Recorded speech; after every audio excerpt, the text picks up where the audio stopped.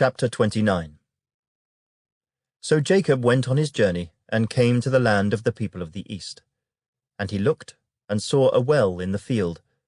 And behold, there were 3 flocks of sheep lying by it, for out of that well they watered the flocks.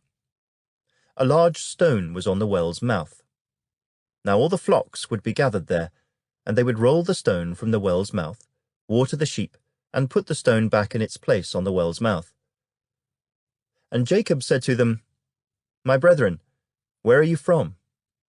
And they said, We are from Haran. Then he said to them, Do you know Laban the son of Nahor? And they said, We know him. So he said to them, Is he well? And they said, He is well. And look, his daughter Rachel is coming with the sheep. Then he said, Look, it is still high day. It is not time for the cattle to be gathered together. Water the sheep, and go and feed them.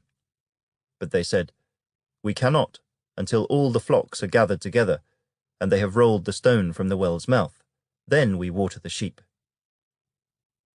Now while he was still speaking with them, Rachel came with her father's sheep, for she was a shepherdess. And it came to pass, when Jacob saw Rachel, the daughter of Laban, his mother's brother, and the sheep of Laban his mother's brother, that Jacob went near, and rolled the stone from the well's mouth, and watered the flock of Laban his mother's brother.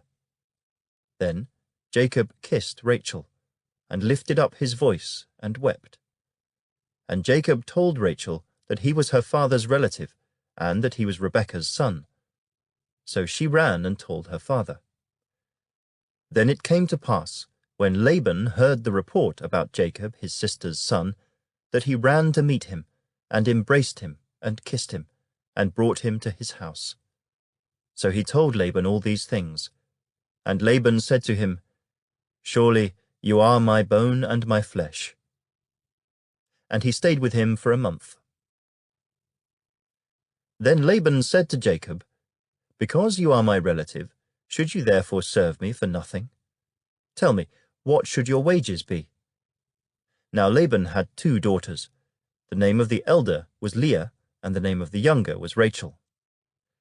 Leah's eyes were delicate, but Rachel was beautiful of form and appearance. Now Jacob loved Rachel. So he said, I will serve you 7 years for Rachel, your younger daughter.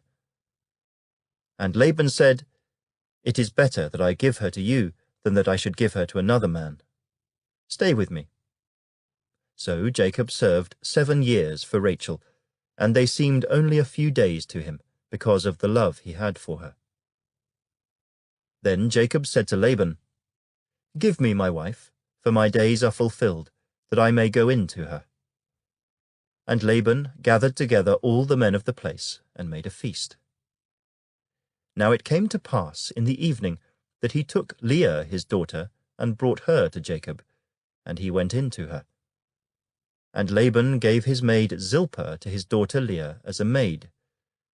So it came to pass in the morning that, behold, it was Leah. And he said to Laban, What is this you have done to me? Was it not for Rachel that I served you? Why then have you deceived me?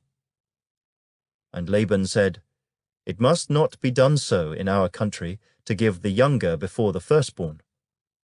Fulfill her week, and we will give you this one also for the service which you will serve with me still another 7 years.